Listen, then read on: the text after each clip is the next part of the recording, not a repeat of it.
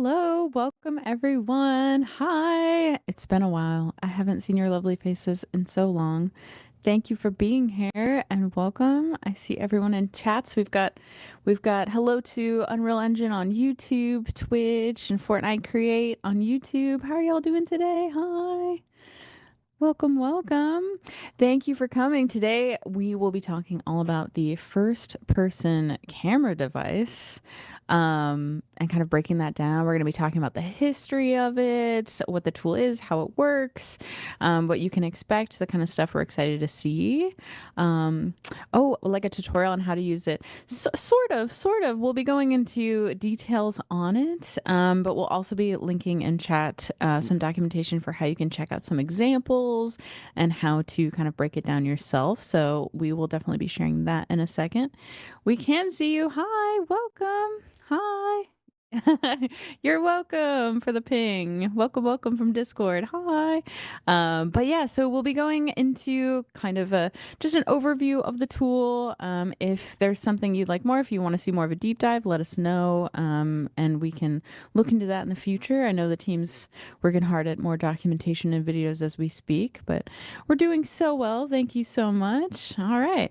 Well, with that, yeah, so we're gonna dive in. We're talking again all about first-person camera device, and I have the wonderful team here to share a bit more about it.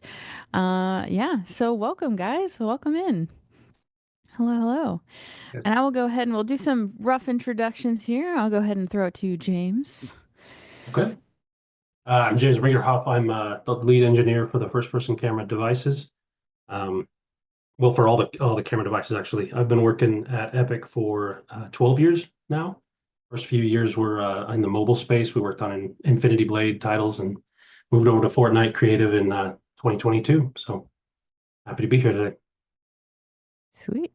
Pop it over to Andrew. Hello, Andrew Ruffini. I've been at Epic now for 7 years and been working mostly in the FNE space, creating a lot of the devices that we use in creative mode and UEFN. I guess I also worked on Village, but this is first person. So I love Village. And throw it to Ryan. Hi, I'm Ryan Steeman. I've been at Epic for about 5 years. I'm a gameplay engineer. I focus mostly on animation engineering, so basically making the character look right on screen and how they move. And I've been really focusing on the first-person systems for the past couple of years. Cool. Awesome. Well, thank you all for being here today. I know the community is super excited to learn more. So I guess in regards to first person camera device, we'll talk a little bit about just kind of like how this tool came to be. I know it's something that's been highly requested by the community for so long. But from what you all remember, how did this all start? Where did the urge come from, and how has it been kind of developing this, and what was the, I guess, the goal, essentially? It seems obvious, but I'm just curious to hear from you all how it's been. I can speak from the creative side. I think Ryan has been working on the first-person tech for a while, but for the on the creative side of things, um, beginning of 2022, we put together a team. We called it the anti-jank team. We were looking at features in creative that weren't really working like they were supposed to. And one of the things we focused on was the helicopter pad hack, which most people should know was the way to get people into first person at the time. Mm. So that's kind of where the motivation for doing first person and creative came from. Was we wanted to give them a better tool than hacking together a bunch of helicopter pads. That's a good point that we see a lot of when we see the community starting to build something themselves from whatever they can do with it, like however they can. It's a desperate it's a show for what they want and what would be an awesome thing to create. So for those of you that do, I know I'm gonna call out Tom Jank just for all the cool stuff that he randomly builds on the internet and shows off to the community with what he can, which is really cool to see. But I guess that kind of bleeds into what we were doing internally, which is kind of cool with the anti-Jank Yeah. team. Cool, very neat. I want to, sorry, like to be Yeah, clear, the go ahead. helicopter hack was taking our helipad asset and just like making it really big to force collision so that the camera would just be inside of the player. That's wild. It really was just, life finds a way moment. So it was clearly something the community wanted, and so definitely a priority. Were we aware of the hack before they were, or did they show us that hack? Just curious. Unless they don't know They which came first. Yeah. I think almost certainly the community found it Yeah. well Yeah. before we were like, hey, did you know that you can do this? That's wild. Very cool. And then for those of you in chat too, if you have any questions for our guests today, feel free and just put question ahead of your question in brackets and drop it in there, and our lovely mods will gather them for us. But we'll be answering questions through this stream as well. And if I'm looking off the side, I'm looking at all the chats we have. So yeah, we'll keep up with that. So yeah, so there was a need for it. I know we were excited about it. I know it took some time, and we'll kind of go into the history and everything in the future as well. But chat, just kind of curious to hear how's it been using the tool.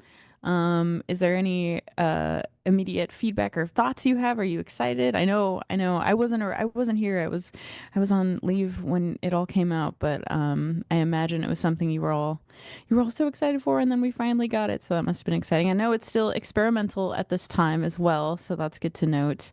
So we'll be continuing to iterate on it and dropping more stuff as we go. But cool. Okay, cool. Hi. um, okay, awesome. Sounds good. Well, with that, I guess we can dive into ballistic also, was the big thing that came out. So you're able to see how it works alongside the tool, what we developed internally. For those of you who haven't checked it out yet, definitely check out ballistic inside of Fortnite. It's a new game mode that is inspiring at the very least. So you can see kind of what the tool can do if you haven't yet. But as far as ballistics, I know the team here has put together some examples of what building ballistic was like, and how we utilized it with first-person camera device. So, Dan, if we could dive into that. Yeah, okay, cool. So this first slide's like tangentially related to ballistic. And it kind of went through the initial design of designing the first person camera. Where we landed was that there was like two ends of the sort of first person spectrum in games. There's like the precision tactical shooter side, and then there's cinematic, like immersive side. I don't know if I'm allowed to say like specific examples of games, so I'm not going to. But basically, they tend to lean one or the other. And for ballistic, we wanted to create something that was more tactical, but also still sort of feel immersive. So with more camera shake, with more just kind of flashy animations and stuff that like a traditional tactical experience might not have. Um, it's actually, I guess, everything regarding that. Basically, we just didn't want it to be distracting. We wanted to be able to focus on the gameplay and getting good, and making sure that when you shot at somebody, it felt like you were shooting at somebody. And when you were going to reload, you could still focus on what was happening on the screen and everything. So, Was there any change, Andrew, to like feedback? Just curious for in terms of like how it feels when you're using a gun in Fortnite and then ballistic. Like, I know you're talking about the animations and the shake and stuff, but was there anything else that changed in terms of like the actual like when you're shooting at something or when you hit something, the reaction from that or?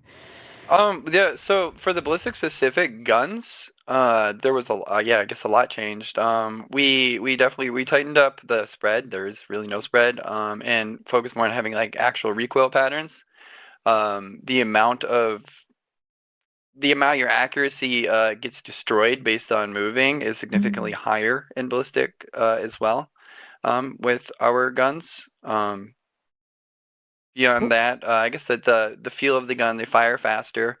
We wanted a faster, I guess, time to elimination, um, to create a more like dangerous sort of, well, once again, tactical, right? Like you want, if you're out of position, gone. If you've got somebody like, and you've actually got the drop on somebody, gone. Definitely, it's not nearly as forgiving as traditional Fortnite, which actually goes into this movement stuff. One of the first things we noticed in early playtest was that like how you move in Fortnite works really well in third person because you can see a lot of what's going on, and you can get behind cover like well in advance. You can kind of plan in advance. On ballistic or in first person rather, you don't really have that luxury. So you need to be able to really like peek around and get back quickly, which is why we increased the acceleration and deceleration of the player, but we didn't really touch the top speed. So the point is, you can peek around a corner, be like, "Oh crap, that's happening," and then immediately peek back, or peek out, fire some rounds, and then immediately move back. The goal, once again, is just to create more responsive gameplay. Awesome. Yeah, you can definitely see the difference there. Yeah, you definitely. I don't want to be prescriptive about anybody making their maps, but in the first-person maps that I've played, Mhm. like you can feel the difference when they're using the ballistic movement or the Fortnite movement. It just feels a lot more responsive with the ballistic stuff. Okay, cool. Noted. We're getting a lot of good questions in here. Um, Here's one that I don't know. Let's see. It was on the topic of how we're talking about bullet spread. Will we ever have the option to reduce the bullet spread penalty for movement within a creative map? Does anyone know? I don't know if we're allowed to answer that question. That's a Um, really good suggestion. We yes. should definitely write that one down and take it Yeah. up and see if there's a chance for it. Definitely. Yeah, we could definitely note it. I mean, I feel like for most of what we're working on, correct me if I'm wrong, team, but we're definitely taking feedback. That's why it's experimental. So if you had feedback, please do share. And then as far as what we're working on, if we are working on something, we can definitely say we're working on it, so that's okay. We wouldn't be able to give any dates or times or anything like that. As well, because we things change. That's how development is. But I know I see here there's some questions like is there any way or is it planned to let us use our pickaxe in first person? I feel like that's a fair question. Is that something That we're one's looking okay. at? Yeah. We definitely want to. Our goal first person is to support um, all of Fortnite's functionality in first person. The timeline for that is uncertain, but we definitely want to support. By the end of first person being like fully implemented, you should be able to like on your own theoretically create like a BR experience completely in first person. I want to be clear that I'm not saying that BR is being made in first person. I'm saying that if you wanted to make your own, Yes. you would have the ability to. Okay, cool. Cool. Okay, cool. We can move on then, and I'll drop some more questions. I'm trying to keep the questions to the topic chat, so if I haven't asked it yet, don't worry. We'll get to it. I just wanted to distract too much from the topic. So, um, I know we had a next slide, right, Andrew? There we go. Cool. Oh, sure. Yeah. Okay. I feel like I made these slides. I should remember what they are. Uh, we Did you? yeah. So we specifically chose the Chapter 5 Season 1 weapons as Ryan actually had implemented a lot of the original tech to get those scopes working in first person for BR in Chapter 5. So it was already there, right? We already had a foundation. So that is a big part of why we chose those guns specifically. They're also just kind of really well balanced for the mode and look really cool. Um, which I guess my follow up to that is why aren't all the weapons supported? Right. Because we have to make custom animations for every reload and every shot fired. There is a Ryan system once again, which he'll go into, is incredibly robust and has a sort of we can take what's going on in third person animation and apply it to first person in a way that works pretty well out of the box. But reloads, especially, can look a little rough, which is why I'm sure if you've noticed, pretty much every other gun just drops off screen when you go to reload it because we just don't we don't have the animations yet because we want them to look good. We don't want to release anything if we can help it that looks incredibly unpolished. So this was kind of our middle ground of here's all the guns, mostly in first person, but if you want a really polished experience, use these ones. And that was actually one of the really cool parts about Ballistic was Ballistic was used as a sort of driver for the first person tech to help push it even further and refine it and play test it all internally. It was our dog food project, right? So we were able to really push the tech a lot harder because of everything we found with that. Awesome. So we did have a question about that, and I'm assuming it sounds like you pretty much answered it, but people are wondering if they can expect more weapon animations in the future. So yeah, it sounds like we're working away, but it's quite the process, and there's a lot involved, huh? Yeah, there are a lot of guns in Fortnite. And So there's many more, guns. yeah, and it doesn't seem like we're gonna stop making guns. So, we Yeah. yeah, we're working through it. There's definitely just getting the core tech even balanced. Like we know there's still some issues in live. Sometimes with like respawning where well, I won't go into them. I don't wanna. We'll highlight Yeah. them. I don't want Highlight to the highlight bugs. that. I But mean, we know they're there. We're aware. And so we want to get yeah. all those definitely addressed first. Sorry, Ren, I didn't cut you off. Yeah, so I just want to talk about Ballistic came out on a pretty quick timeline. So the animators and I had to come up with ways of just getting animation to show up on screen as quickly as we could, really. And consequently, we kind of didn't give the animators a great pipeline for authoring animation and getting it to show up in engine the way they were expecting.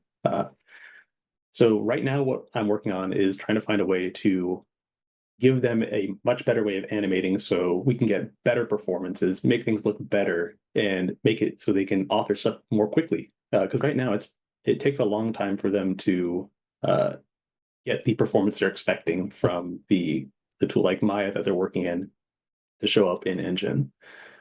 So yes, we're definitely going to get more animations, and we're hoping that we're going to be able to improve the quality of the animations that we do have and make it so that we can kind of bring them out faster and faster over time.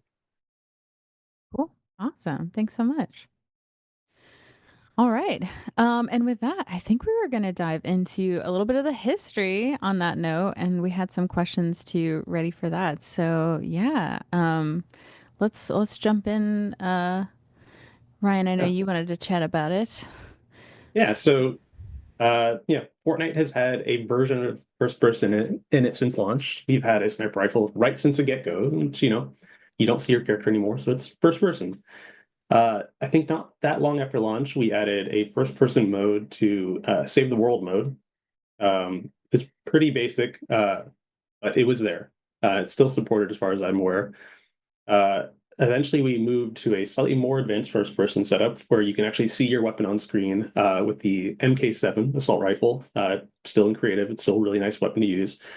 But the difference there between what we do now is that that's kind of like just a 2D image. It does some fancy stuff behind the scenes to make it so it looks nice and it looks like it's lit as you look around, but it's essentially just a 2D image. And then starting in Chapter 3, Season 4, October 2022, we introduced the Cobra DMR, which is the first weapon that uses like a 3D mesh when you're ADSing. And that's the first one that uses the same first-person tech that I built. And we kind of waited a while after that to introduce a new one. But I think James can probably talk about the actual first-person effort that kind of followed with that. Yeah, so building off of what Ryan and sort of his efforts, I mentioned earlier, we recognized the helicopter pad hack. We wanted to be able to do something about that. Actually, Alan Noon was on that anti-jank team. He's now part of the creator community. Felix Kupis was also part of it. And for a few months, we kind of put together a prototype. And it was nothing more than just getting the camera in the right position, hiding geometry so that you wouldn't have, like the face clipping with the geometry and trying to make sure that you could blend in and out of the camera, that sort of thing. And we took it to some stakeholders, and they were really harsh about it. Didn't look well animated, right? Like it didn't look like the gun was attached to the camera. it didn't really feel, it didn't have a good feel to it. Yes, technically the camera was in the right position, but it didn't really feel like the way like they wanted it to feel. So that's when we actually brought Ryan on board to come and help us with the animation side of things. And he had this system to procedurally animate, basically, and he'll go into more of the details later, but it gets the gun in the right position on the screen to make sure the camera stays with the gun, moves the hands so that they line up with everything. And that's all the magic of Ryan's tech. So we worked on it for a few months after that, but resources were pretty slim. We didn't have any actual animators. So it was just basically a couple of engineers and a few designers were trying to get this thing to take off. And other priorities kind of cropped up, and we had to shelve the project for a little while. So that was in the middle, toward the end, I think, of 2022. And exact times don't matter, but right around then, we had to shelve it for a little while. Then beginning of 24, actually, we decided to try and bring it back. But this time it was going to be a part of like a whole suite of camera devices, right? So we had the perspective camera, the fixed point camera, the orbital camera. And I think that's when Ruffini joined the project too, is when we started working on all of the camera devices. So we had the first person camera, we were developing them all at the same time. And then Epic was going through some ESRB and IARC rating. They were trying to figure out what all that, how do we get creative games to have their own rating aside from Fortnite BR's maturity rating. And they were worried what first person was going to do to that process. So they asked us to shelve it again. So we shelved, that was the second time we had to shelve the first person project. And then actually just about a year ago, I got dragged into a messaging thread where they were talking about they needed some footage of the first person system working in creative mode for GDC. And Ruffini, me, and the other guys on the team were like, what are you talking about? There is no first person. It's been shelved for 9 months. Come to find out that just a couple of days prior, they had decided they were going to announce that first person was going to be coming out at the end of the year. And the messaging just hadn't trickled down to the actual camera team yet. So we resurrected first person in a couple of days. We curated it so that we could get a video for GDC, and we've been working on it ever since. So, and then of course, yeah, Ballistic came about and sort of drove which features we were going to be working on. So yeah, that's kind of a rough history of how things went. Thank you all for sharing. That's so interesting. Yeah. As everyone can see, things change all the time, but also everyone's feedback, the community's feedback, everything. I know we're getting a lot of questions on certain things that you would love to see. If there's any thoughts you have, or there's things that you're looking for us to add, or I know there's a question here. Is there a plan for creators to have first person maps in a future similar to the racing tab that's in Fortnite? That's all great feedback. If that's something you would like to see, please do share on our EDC forums. If we could drop a link to the forums in there, that would be amazing.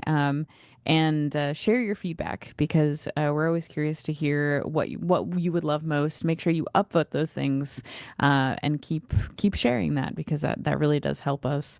Let's see. I have quite a few good questions in here. One person was asking, what was the hardest part / took the longest to get right with first person?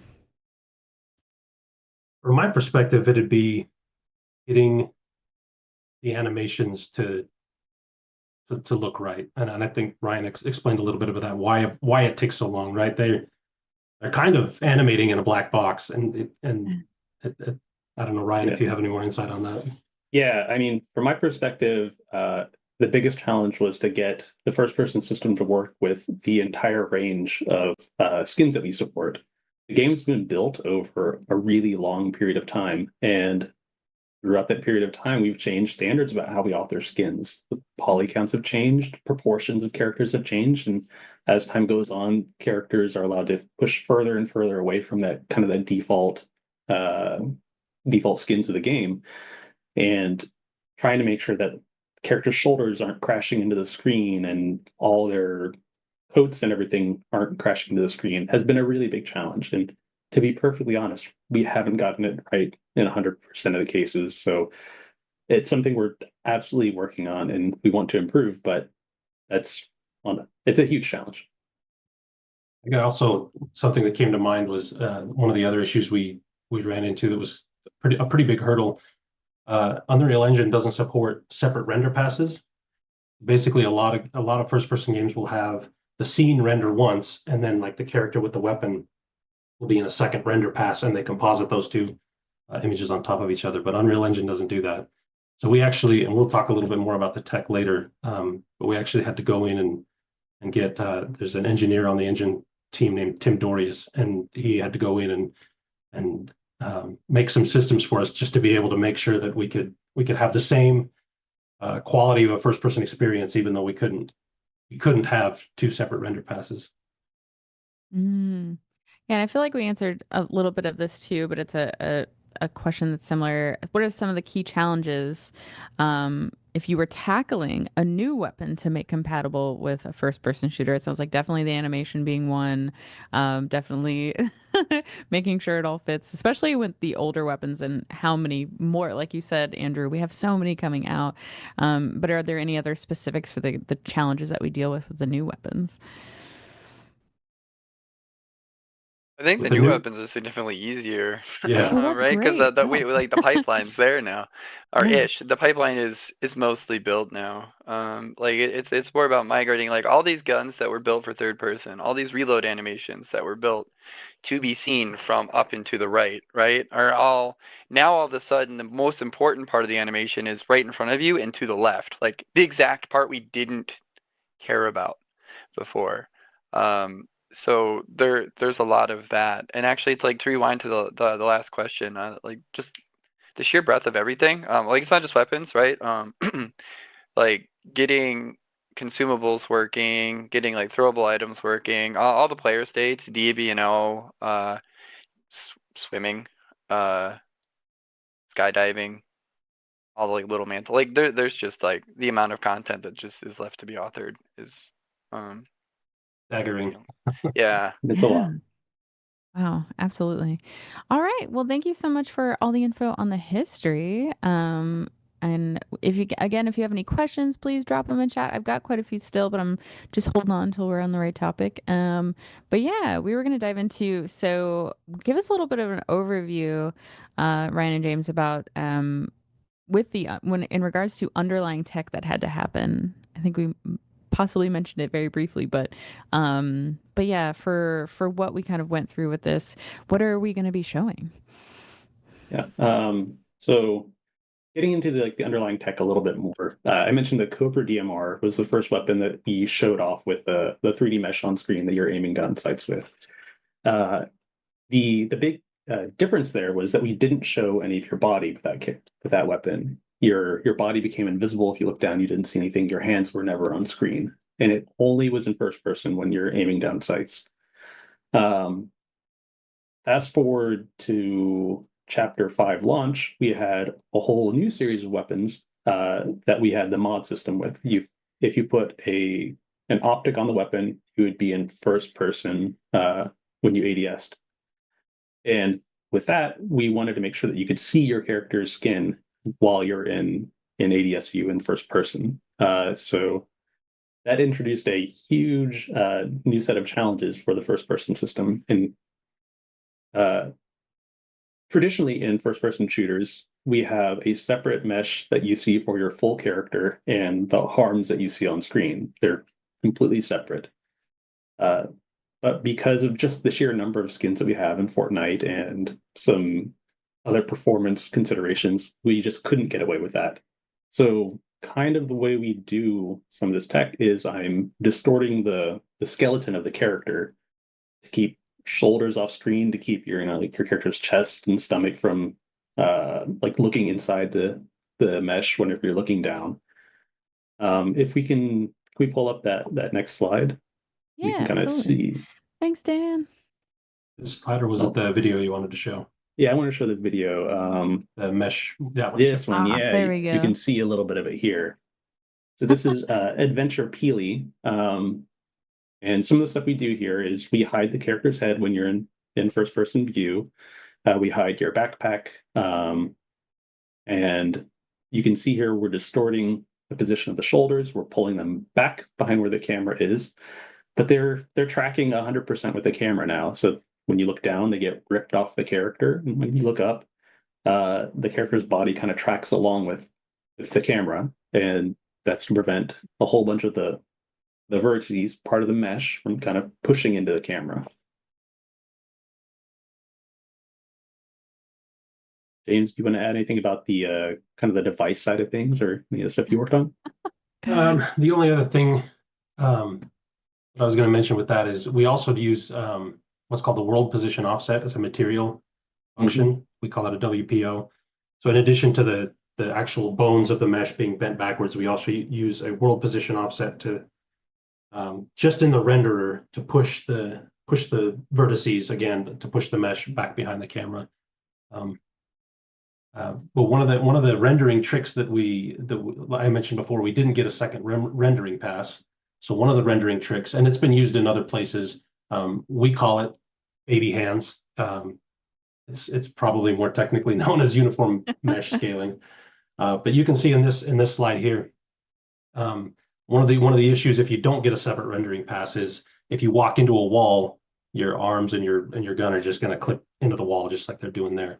So what we do is we uniformly scale everything in the mesh toward the camera.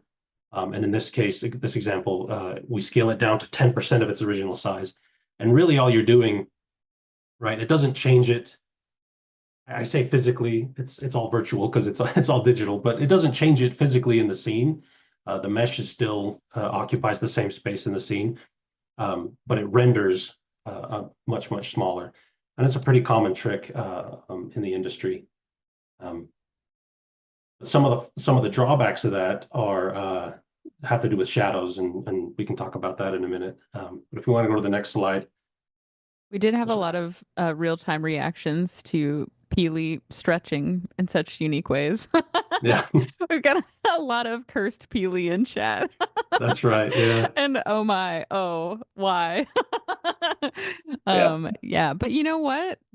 I mean, I'm sure all of you in chat can relate that when you're trying to make something work and you are, developing something, there's tricks of the trade. There's things that you do on the back end to make things, look how you need them to look and work the way you need it to work for players. And yeah, this is a good example of that. I have possibly a dumb question. I'm just curious if you're playing first person with a bunch of people like in Ballistic, but they don't see that, right? So is that just a trick of how we have everything set up for how they look like visually, or how does that work where you're not seeing that animation? Yeah, so I think, James, you set this up, I think, in the first place, but basically we're creating a copy of your character. One of the is getting used to render the shadows of your character and that other players will see essentially. And then the version that you're seeing, only you get to see. That's the one that I'm doing all the distortions to. Cool. We also have all sorts of, you have different network contexts. So like a lot of the code that I'm doing here for distorting the mesh is only going to run for you. So we just don't need to worry about it for other players. Where it does get complicated is situations where you having multiple players on the same device. So like split screening. That's where things do get complicated. Yeah. So luckily, like if we're playing in a network match, all of these animation adjustments only run on my machine. We never send any of that data back up to the server to be broadcast to the rest of the players around me. But yeah, split screen is a bit of a hurdle. Cool. Yeah, that's so interesting. Honestly, it looks pretty similar to when I try to rig up a model on Night Shadows. Yeah. You know what? That's how you learn. Very cool. Thank you for sharing that. Yeah. And I think so the reason why we have to do, tricks like that, like Ryan says, we've got so much content that we have to sort of just dynamically say, we have to procedurally do a lot of this stuff because we can't go in and author. I think the last time I looked, we had more than 2,000 skins. So we can't go in and re-author 2,000 skins to work in a better way. So we kind of have to do what we can here. And to be clear, for aspiring game devs out there, I would not recommend doing it the way that we did. We just added first person many years after the game had launched when we had just too much content to go back and all redo. Yep, exactly. Yeah. Good call And out. in this slide, you can actually see the effect of one of the issues by if we're morphing the mesh the way we are, you can see in that image on the right, you can see in the shadow, the arms are looking bent, the shoulders are pushed back, the head is disconnected from the body. Um, so one of the things that we do, and Ryan touched on it a little bit, we actually duplicate your player mesh, and one of those meshes is hidden to the player, but only visible in shadows. So we use an unmodified mesh to actually cast the shadow into the scene. The player doesn't see that mesh at all, and other local players will also see that mesh. That's the one that they would see, but other players on the network wouldn't see anything like that either. Wow, that's some magic. Y'all really came together to make that make it all work. That's awesome. So, and then we can go to the next slide. I think this is so I mentioned earlier, one of the drawbacks of using baby hands is we can get some weird shadows on the weapon itself. So that we call that self-shadowing. And you can see in the left image, we've got some weird artifacts. That's happening because our shadow caster mesh that's invisible to us is throwing shadows on the mesh, the first person mesh that we actually see. And because in the first person mesh, we've shrunk all the vertices toward the camera, they don't fall where they're supposed to, and so you get these weird looking artifacts and stuff. So again, Tim Dorius, our engine rendering guru, put together a way to use hardware ray tracing shadows. With hardware ray tracing shadows, you can actually tell the system which mesh should be casting shadows onto the scene and which mesh should be ignored by the hardware ray traces. So basically, once again, we use that shadow caster mesh to throw shadows out into the scene, and then we use we have the pixels that are rendered by the first person mesh. We have them just ignore that shadow. I think I saw a hand pop up somewhere Wow. in On Zoom. Zoom? Oh, Yeah, I think it was Dan. Sorry. it could have been. Yeah, it's a little Oh, touchy. sorry. Oh, it's probably that like gesture thing, huh? Yeah, I bet. Unless someone wanted to jump in. Um, we have quite a few questions. Let me see if I can parse some of these out. Okay. Interesting. Will we ever get to adjust Fortnite weapons in terms of balancing and adjust our maps without it affecting other modes? That's a great question. I know we're working on things. Of course, you can always check out the creator roadmap to see what's on the horizon there. But I'm sure things like that are all being considered when we're discussing those things, and that's absolutely a great point and great feedback. But yeah, definitely concerns in regards to anything where we're trying to pull it into creative mode or UEFN. When it comes to what we're using from our outside games, such as Fortnite VR and Ballistic and everything. So yeah, definitely something where I don't believe we're able to comment on that because I am unaware of that. But it's definitely something I can hear them considering when we're discussing that. I'm looking at our Miro roadmap right now. Yeah. And so custom game items and ranged weapons are on there, whatever that Yes. means. Someone did ask when custom weapons. It's on the roadmap, I believe. Yeah. So that's good. That's good. Um, let's see. Ooh, once we get custom weapon, yeah, see we won't be able to answer questions about the features that aren't out yet, but custom weapons are on the roadmap, so definitely take a look at that. I also got a question, when will Goo Gun be supported? Um, there's so many guns. We were just talking about there's so many guns. So you'll just have to kind of keep an eye out. If there is specific guns and weapons you want, again, please share your feedback in our EDC feedback forum. That's where all things are logged and documented and sent up to the top. So make sure and share your feedback there if you haven't yet. Same for, we got a question about VR mode. Yeah, if you have feedback, if you want something like that, definitely share it. If there's one thing about this team, it's that we're always listening and we want to get you the tools that you would like to create what you want to create. So always make sure and share. Yeah, you need ETA for custom gun models, things like that. Yeah, I assume things similar to that, with custom weapons, is something to just keep an eye out for. Oh, here's an interesting one. Will all the guns eventually get a reload animation rather than disappearing from your field of view? I'm not sure that we've scheduled all of them to have a separate reload, but we broadly have a few categories of weapons like assault rifles, shotguns, pistols, stuff like that. And I think the goal that we're hoping for is to get at least some coverage for the broad categories of weapons. And hopefully that will mean that we can apply those animations to most weapons, but there will definitely be exceptions for a long time.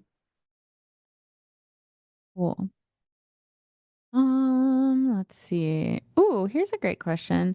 Players in Fortnite are used to being in third person. As game devs, what would you recommend to help players get adjusted to uh, a new, I guess, change from third to first? It's a really good question. It is a good question. I'll say I one think level thing. design. So, yeah, go ahead. Yeah. Field of view is pretty important. A lot of console shooters tend to have a little bit narrower FOV because it can be more comfortable for people coming from a third person experience. If you have set the FOV for your camera really wide, it makes the image look a little bit more distorted and can cause motion sickness for people. So just be cautious there. Good point. Yeah. For me, I think a lot of it's going to come into the level design.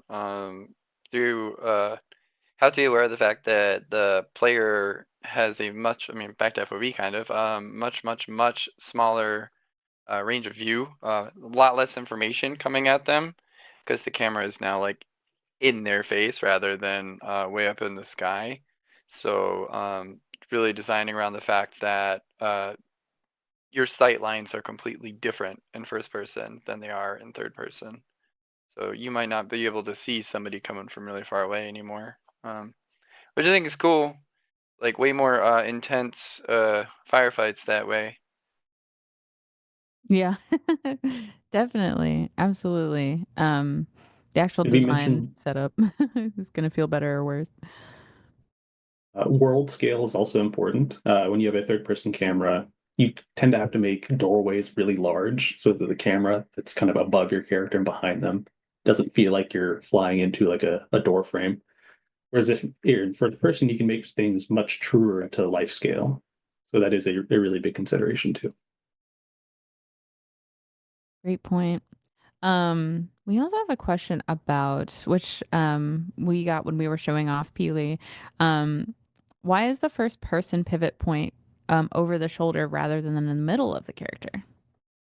Um, so yeah, that's actually a really interesting question. So we tend to try to keep the pivot point for the character along the central axis of the character. When we're doing the transition from a third person camera to a first person camera, as we did for the chapter 5 season 1 weapons, we had to be aware of that motion of the camera coming from behind to right behind the camera. And because the character is holding the weapon off to the right, we tended to leave the camera just a little bit cheating to the right of the center axis, just so the distortions on the character are less obvious. If we can take a look at the videos, Oh yeah. which one is it? What do you see? Big head slurp. Big We head can kind slurp, of, Dan, please. yeah. So in this video, where this kind of shows off in a little bit slower motion, some of the stuff that we do when you're transitioning from third person to first person. So if you look at the positioning of the head there, when we get the camera really close to the character, the head slides off to the left side of the screen. Since we released, we've changed a little bit how this works, but you get the idea. There you go. We actually Good transition the whole shot right body there. now. Yeah, yeah. So this kind of shows a little bit why we would want to keep the camera a little bit to the right. If I remember right for ballistic, I think the camera is centered up along the center axis. But it is important to note that when you look down, the camera does kind of transition a little bit forward in front of the character's toes. Hmm. Because if we kept it along the center axis of the character, you'd be looking right down into your own body and there's nothing to shoot, right? Hmm. Yeah, that's Yeah, very cool to see. when you pitch the camera up and down, we actually move the camera forward and backwards a little bit in space just to kind of give you more of a sense of, especially when you're looking down, it's super important that you're not just staring straight into your torso. We had someone asking if the stretching system will be updated over time. Someone just pointed out, like, sometimes I can tell it's happening when the field of view is higher than 90. Yes, absolutely. We call that body warping or bendy arms. And it's something we are absolutely looking at. We were unfortunately aware that it was going to be a problem when we shipped to Ballistic a little bit, but that's one of the things I'm actively working on trying to improve. We are we're considering different ways to reduce the amount that we have to warp the bones, trying to shift some of the work into the material side, kind of like James was saying, kind of pushing vertices individually back. We're looking into ways to improve that. But yeah, it's going to be updated for a while now, for a while to continue. We did get a question. I don't know how much we can speak to this, but asking if we'll eventually get a ballistic template or some sort of template that's similar to the tool, where we can get the core mechanics set up but create the map ourselves. I think that would be cool. Do a quick shout out to the Rift Point volume device that we released in 34.0 that will let you create your own Rift ballistic style map. I think that was one of the last sort of pieces of tech that I can think of off the top of my head that we had in ballistic that wasn't like public yet. I think pretty much everything else that we're doing in ballistic now is something that you can do in UEFN yourself with the Rift Point volume coming out. But yeah, I think as far as the template goes, that would be cool. I'm not sure what our plans are currently for it though. Well, yeah. Again, if you have any feedback on those things, if there's a tutorial or a template or assets or anything that you think would be cool and really helpful, please do share in our forum. Let's see. Got a few other questions about things that we just wouldn't be able to speak to because they're not on the same topic. But if you do have questions, always feel free. You can post in our forums, and we're lurking there and watching. And in other cases, responding. I don't know if anyone in the stream or any of you guys in the forums. Yeah, I've helped Oh, thanks, Andrew. answer questions sometimes. Why What a does this hero. device not work? And We most of the appreciate time I you. just blame them. I'm like, you're probably using it right. No, uh, because it's bugged probably. Which is really helpful because then obviously we get the bugs fixed. Absolutely. Any other, just checking through, full spectator cam control. Will there ever be a full spectator cam controller? Gosh, I wish that would be rad. I haven't heard anything about that on the roadmap, but if that's something that you want, definitely share that. Oh, here's a question about animations. I don't know if we have any insight. Is it possible to play animations for the first person mesh? You mean custom first-person animations? No, not right now. As far as I'm aware, don't think we have an ability to modify character animations currently. Right. And I know that's something that people are wanting. Again, if you want that, share that feedback, please. Upvote. Okay. I don't know. This one, I'm not sure, so it's okay if we can't answer it. Question about, will there be inspect weapon bind? Spec weapon binds. Also, Bind. So like in other games where you like look at your weapon. I can say that I know it's something that we've talked about. I don't think that any decision has been made as far as I'm aware. It certainly would be very cool. It's just that those type of animations take a while to do because you want them to be really nice, right? And we have to just balance that against all the other things like fixing bugs. Absolutely. And then this is kind of, I don't think we can speak to this necessarily, but it's, are there any plans to add higher detailed nanite assets for close scenarios? That is a good question. But I don't think any of us here would be able to answer that. So no, if you, I can say that I know that so Tim Dorius is who's been working on the rendering side of things, at least in first person. Some of the tricks that we're doing to get things to render correctly don't work on nanite yet. Mm. I think they're hoping to get get to that at some point. But yeah, so that's a little bit nebulous on whether or not we'll ever support nanite. But if we do, it probably won't be for a while. Cool. All right. Well, with that, we can go back to our presentation, Dan, and check out the Sure. last few slides we got.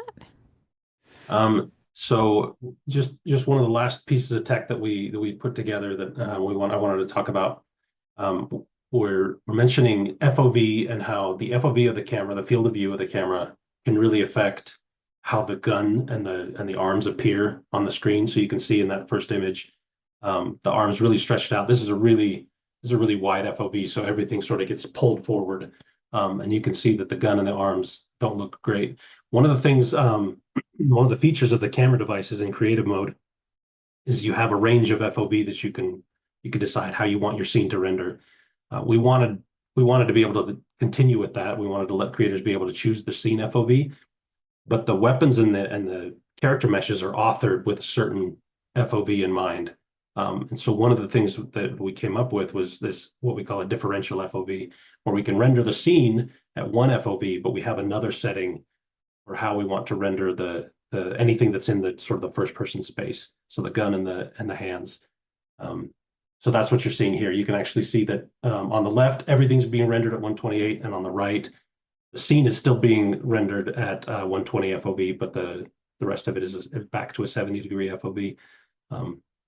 And that helps make sure that things look nice and we don't, put too much information on the screen that we don't really want there. If we go to the next slide, one of the side effects of that is, like, if you have the mesh rendering at a different FOV than the scene, you can see on the left, the feet don't appear to be touching the ground anymore because the mesh is being rendered at a different FOV. So we put in another piece of tech to blend from scene FOV to first person FOV as you go up the mesh. So the feet, we interpolate between the scene FOV and the weapon FOV. And one more slide there, one of the side effects, you can see that in certain cases, we've got some vertices that appear to be shearing off of this the skin's dress. That's because we have to do a material mask on the character skin to decide which vertices need to blend. And so there was another tool we had to build to make sure that we could, instead of using just like a cylinder or a box shape for the material mask, we ended up using like a trapezoidal prism so that I could design, okay, at the bottom it's this size, at the top it's this size, and so I could get things like dresses and hip gear. Often you'll see hip gear, the vertices are shearing. So this is another case of there's just 2,000 skins we have to go through. So you might occasionally see some vertex shearing, and it just means that we haven't gotten to that skin yet, but the tech is there for us to fix it. We just have to churn through the content.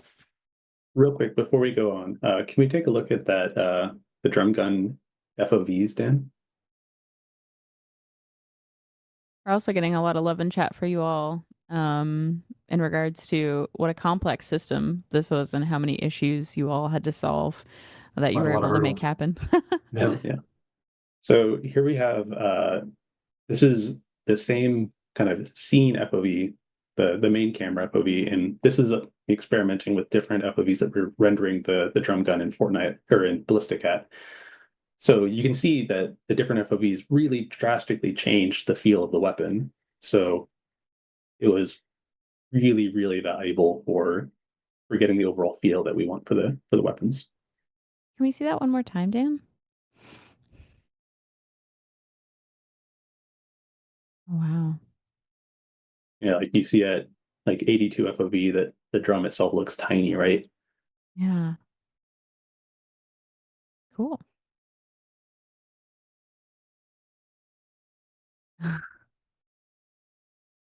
Yes, the drum.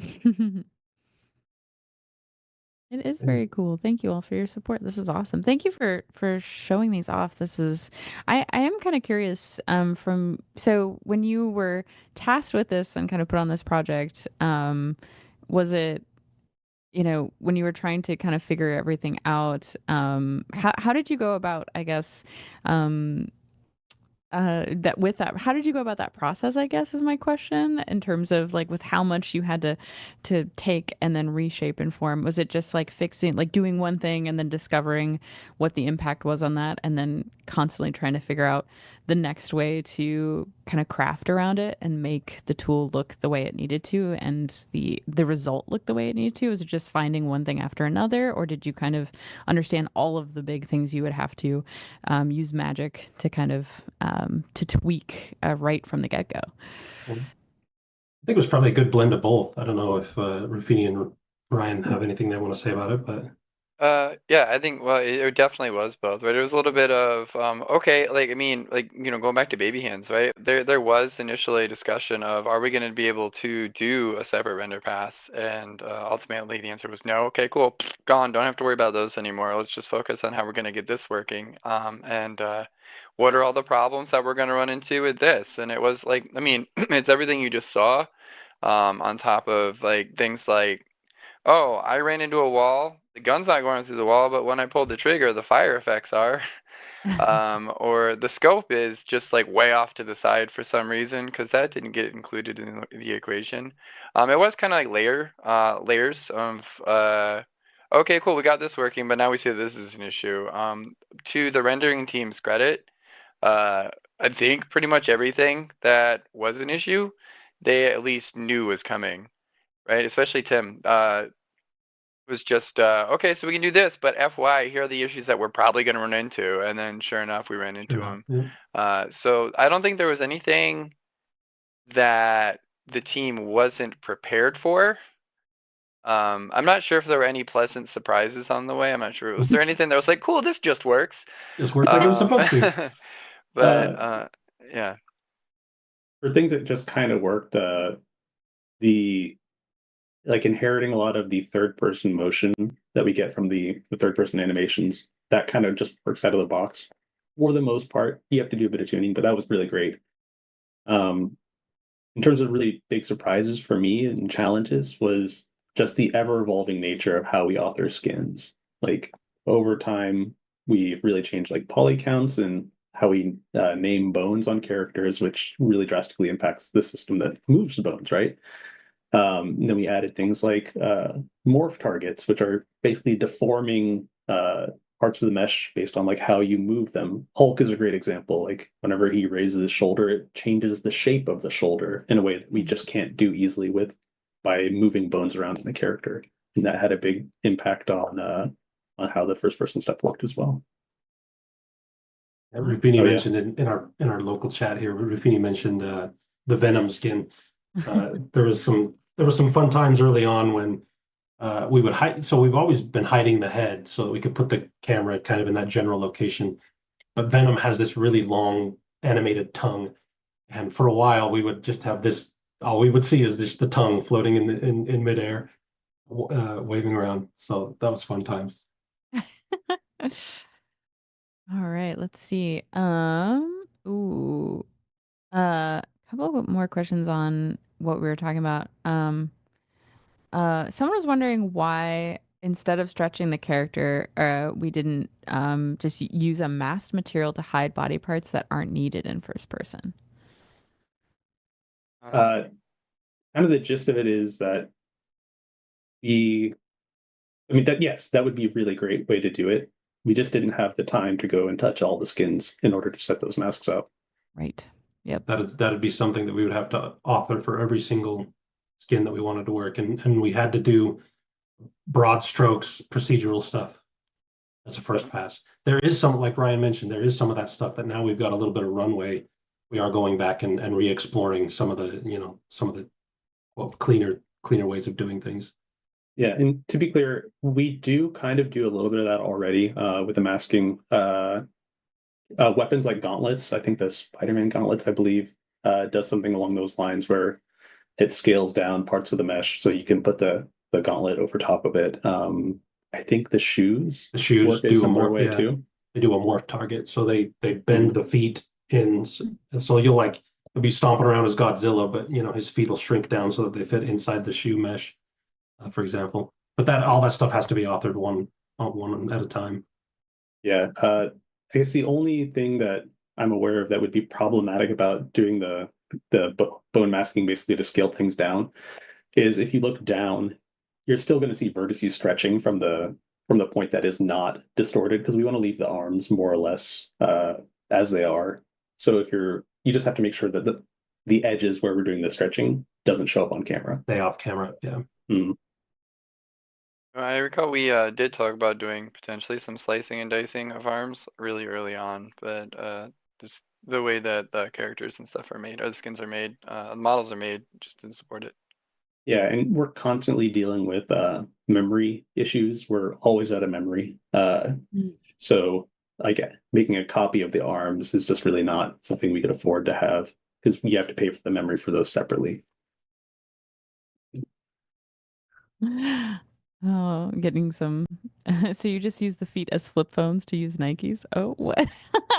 I'm not sure what that means, but I'll take it. We've got some questions about, of course, lots of questions about custom animations, custom weapons. We aren't able to speak on that just because we don't know. But if there is something you like they're asking for, will you release template models so people can properly animate for first person hands like Blender? If we were to do that, that's all great feedback. I mean, if that ever happens, like definitely again, use our forums, use our avenues for sharing feedback to us because we are listening and we want to get you what you want to make the cool things that you want to make.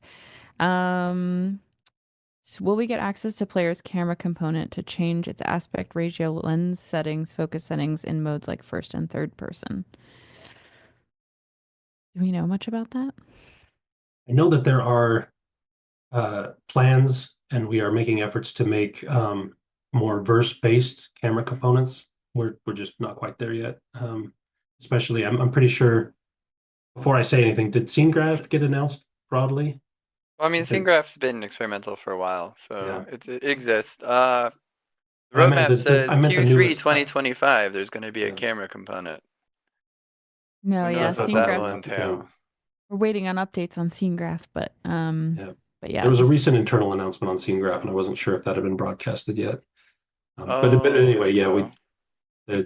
there are plans for a camera component, but there's still a little bit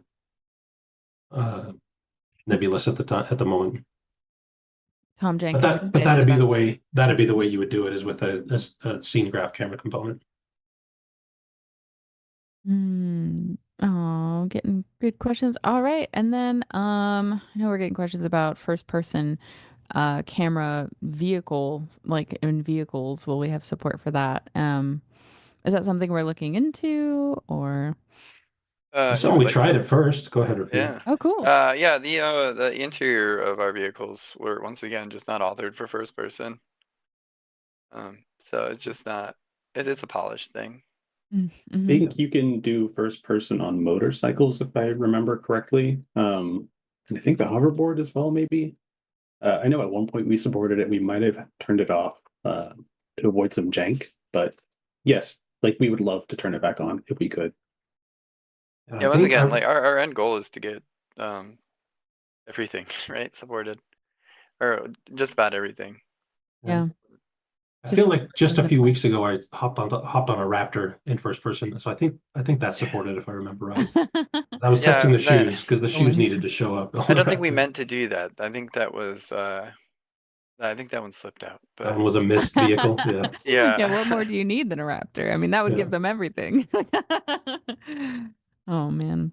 I All mean, right, well, I know we still have a couple more slides, so we can go back to that real quick. And then again, if anyone has any questions, drop them in chat. We've made it through most of them, so thank you for that. All That's from right. you, Rafini. Oh yeah.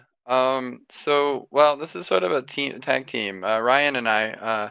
Ryan actually put most of the system together. It's really, man, on the stream that I'm watching, it's so blurry. I'm like, I hope that's not what the people see. Oh no, no. This is just Yeah, the okay. render. So unfortunately, I don't have any cool animations for this one. But what's really cool about this, what you're seeing here, all these numbers, is I'll start with the left side of it. I can slide open myself too, so I'm not just winging it. Okay, yeah. So the left side of it is really cool. It's a bunch of basically booleans that are like, hey, is the player doing X? If they are doing X, then this is the row we're gonna run. And then on the right side of it is the data for the row that you're gonna run. And for me, the two like coolest parts were the one row that says item translation. That is literally where the gun is on screen. So the X value is where it is forward and back, Y is left and right, and the Z is up and down. So when we had to do this, we had to do this for pretty much every gun. And what it is by default it works okay, but with these chooser tables, you can be like, not only do I want the gun at whatever FOV, I want it to be here or here. Um, and that gives us kind of a lot of leeway on, well, the way this gun was originally offered for third person doesn't make sense for it to be like way over here. Actually, something like the minigun is probably a good example of something that in first person was like way up here and looked awful. So I did a whole bunch of like weird tweaks to make it kind of work. The flashlight. Another good example is if you're in ballistic, most of the weapons, if you're standing up, the weapons are kind of off to the right, and but straight up and down when you crouch, they'll kind of cock off to the side. And that's not custom animation the animators had to make. It's just simply tuning the chooser table here, adding a new value. Yeah, exactly. The crouch is true and set the rotation adjustment to a little bit over. So basically, that tool makes it way easier as a designer to go in and be like, this is how I want this gun to feel, and this is where I want it to be on screen. And I don't have to bother an animator so much, or I don't have to bother an engineer so much, because like they're busy solving these big world problems of how am I going to get these triangles to look correct in first person. Where I just want the gun to be somewhere on the screen, and when I fire it, the recoil to fire the way that I want it to fire, which we actually have a video of. Yeah. So another big aspect of the performance of the weapon overall is how it recoils. For the most part, the biggest part of what you're seeing in recoil is done procedurally. The animators do author kind of some of the basic parts, but it's more or less kind of making sure the trigger is being pulled and the weapon going back and like the slide on the weapon moving. But how the weapon moves in the character's hand is being controlled procedurally. And we do that within the chooser table here. So you can see I'm kind of tweaking a value to make it so the weapon kicks down a whole lot. So you can really see the big difference between more or less what we do normally and how changing one value really changes what it looks like. And I'll say it might be worth pointing out that you see a graph here, that purple line that's kind of bouncing around. That's one of the tools I added to make my life easier to see what's going on. Because when you're dealing with, like 5 different recoils all layering together, it can be really difficult to know why things are happening the way they are. And I can't tell you how many hours it saved me just putting a graph on screen to look at outputs. And put debugging in your code, please. Very cool. Yeah. Getting a lot of love in chat for how we made this happen. So thank you, chat. And Jack Skellington, is that you? Yeah. Yeah. One might assume it. Yeah, he's What a if it really wasn't? good test case because his fingers are so thin. You have to make sure the animations are good to make it look like the weapon's just not floating in midair. Nice. Yeah. Excellent. You can definitely, it feels so good to look at. Cool. All right. What was there I think was there one other slide, or was that it? Was that the end of our I think that's slides? it for the slides. That's it. Oh, we ran out of slides. Oh no. Let's see, we have maybe a couple more questions. Yeah, we're all kind of getting all the same ones. Our rocket launcher's reloading animation is going to be coming anytime soon. There's so many weapons. There's so many weapons, so we can't tell you when. But we're definitely making our way through them. Are there plans of reworking sprinting animation in third person to match first person? Uh, no, I do not believe currently we have plans for that. Yeah, the movement team is pretty. I wouldn't say that they wouldn't ever change things, but they're in the third person movement team anyway. I think they're pretty settled in on what they're doing with Yeah, that. we kind of built the first person sprint animations kind of fully independently from what was going on in third person, just because we felt like it looks really strange to see just hands kind of popping up at the bottom of the frame when you know you have a weapon equipped.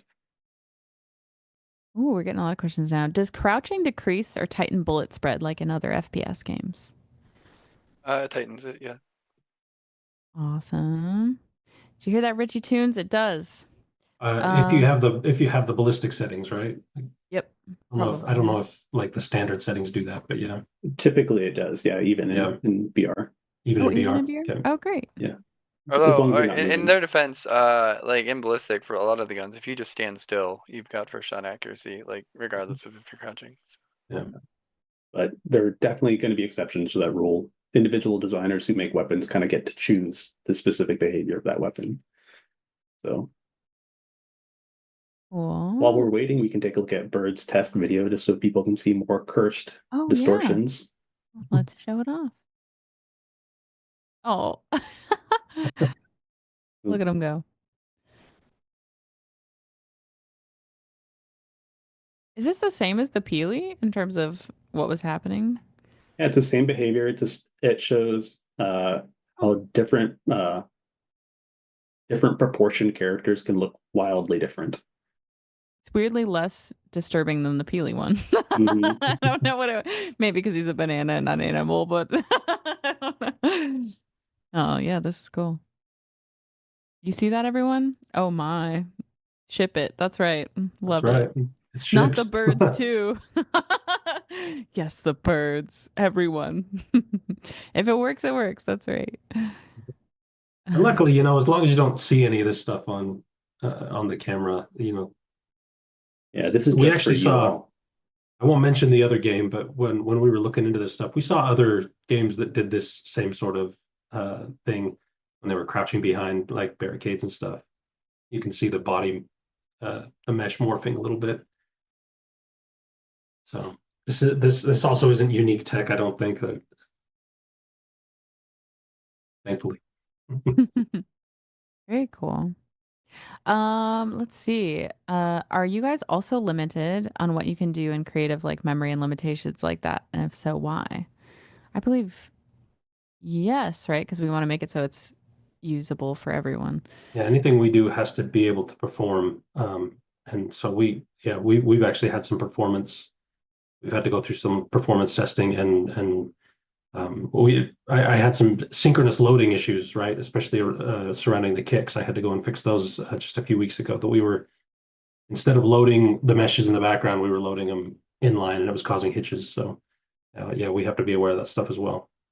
Yeah, I think we're especially mindful of the download times, right? That I know creators are as well. Um, when you make a big enough project, it takes a long time to download, and that's definitely that can turn people off of even playing it if it takes too long. So, same restrictions for actually a lot of the same reasons. That's not to say that we're not trying to get all that fixed, right? Right, but I feel your pain. Absolutely. Um, Someone asked, "What's your favorite first-person shooter mode, and why is it not zombies?" Um, I love every horror map ever made. I was Like gonna if say, you make a horror map, I've probably played it. I'm really into that. So, yeah, me and too. actually, Shout out to you unfortunately, guys. zombie stuff. Not so much as shooting zombie ones.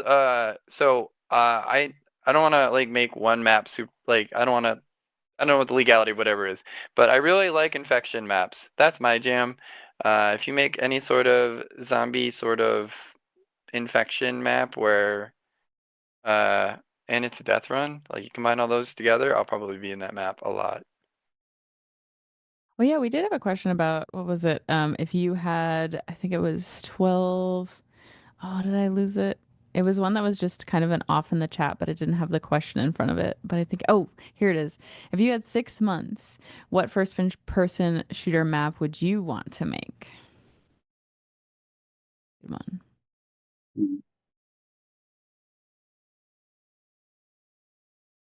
mean, probably the first one I'd make just to experiment would be like a Quake 3 style, like lots of jump pads and one hit kills. I think that'd be fun. It'd probably be a boomer Probably shooter. already out there, but that's what I'd want to make. Did you say a boomer shooter? Yeah, it'd probably be a boomer Well, shooter. railguns all the way. Yeah, One hit kill. yeah. I think I'd make a lot of what we're already seeing. That's the you know, I I grew up in the days of GoldenEye and those kinds of games, and that was a lot of fun. Little arena shooters. Those are my favorite. I saw there's some cool ones like that out there already. So props to the community putting them Yeah. together. Infection map. Maybe infection map. Said it's Death Run infection map. If anybody wants to make it, I will play it. It'll be one person or a certain amount of players start as zombies. Everybody else is a human. If a zombie hits a player, that player becomes a zombie, and the players can shoot at the zombies and ideally slow them down. Like one zombie's basically be invincible, but when they shoot him, it like slows them down and pushes them backwards. And then the Right. rest of the map's just a death run with checkpoints that every once in a while you just gotta hold up, shoot at zombies, and not get infected.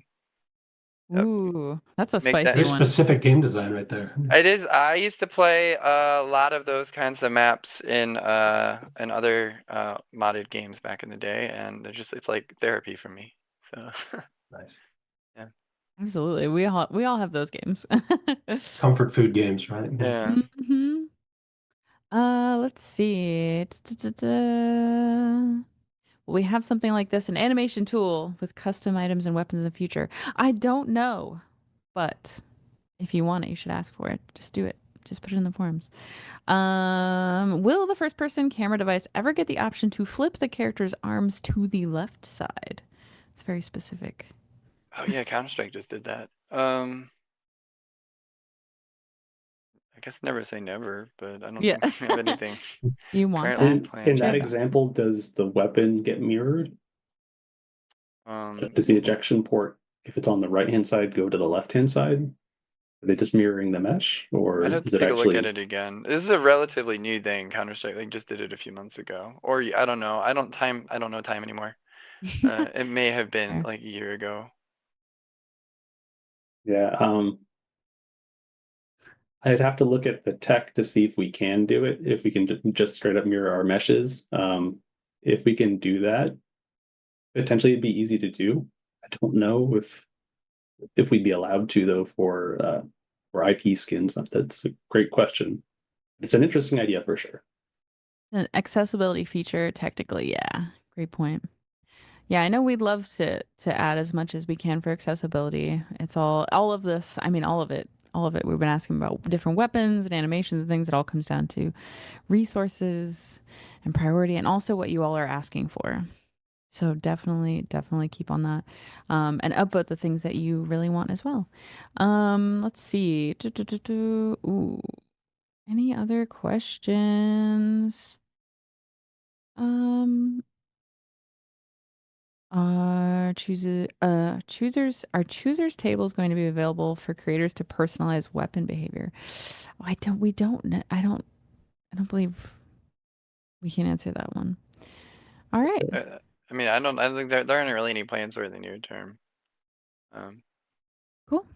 All right. Well, if that's it, we answered so many questions today. My goodness. Thank you all for your help and getting the information out there. And thank you for showing off all the cool stuff that we got to today and all of the different smokes and mirrors that went into making this fantastic and making it work. Definitely a lot of support in chat and a lot of learnings that were had today by the community. So I really appreciate you guys all coming on here and sharing your knowledge with the community.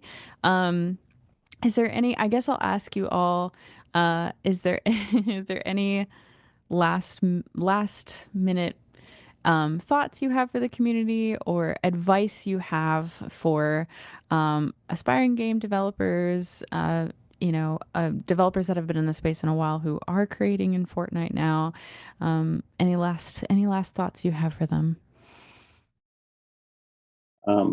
My advice is to work on something and publish it, even if you don't think it's great.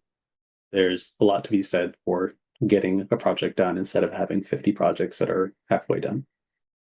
I would echo that, like churning through stuff, getting through projects, right? You want to, there's an idea, you want to fail early. So you want to try something, and if it fails, you can move on quickly and try something else. But the iteration of going through, the full scope of creating something, there's gonna be massive learnings from that. So I would echo what Ryan said. Feedback early and often. It's I think especially from a designer perspective, you get really attached to an idea, and also it's really easy to potentially get defensive of your idea, right? Where you put something out and people tell you like this sucks, and you're like, what? No, this can't suck. It was my idea. This is great. But maybe it does suck. And getting that feedback, but it's not even necessarily it sucks. Maybe your execution sucks, right? So getting feedback early and often can help you address that before you're just like way, way, way out in the ocean and there's no way to paddle back. And you have to like scrap the whole thing or rewrite something from scratch. I think it's significantly less discouraging. But also you can be afraid to do it, right? Because of that. But don't be afraid of doing that. Like just because your idea wasn't great the first time, that's good. Now you know that. Hit it again. Um, it's it's really easy to be afraid of bad feedback, but you just got to embrace it. Absolutely. Awesome. Well, thank you all so much for your time. And thank you, chat and community, for being here and checking it out and supporting us. And if you have any feedback, like we said, or if you have any questions about things, if you're excited about certain features, if you want certain features again, hit us up in our Fortnite or in our Epic Developer Community Fortnite forums to share feedback and thoughts. And of course, if you notice any issues or bugs, please as well drop them in there so we can tackle those and keep track of those. And we really appreciate all that you do. So, yeah, thank you. Thank you, chat. And thank you guys for coming. And we'll see you next time on Creating in Fortnite. Bye, everybody. Yes.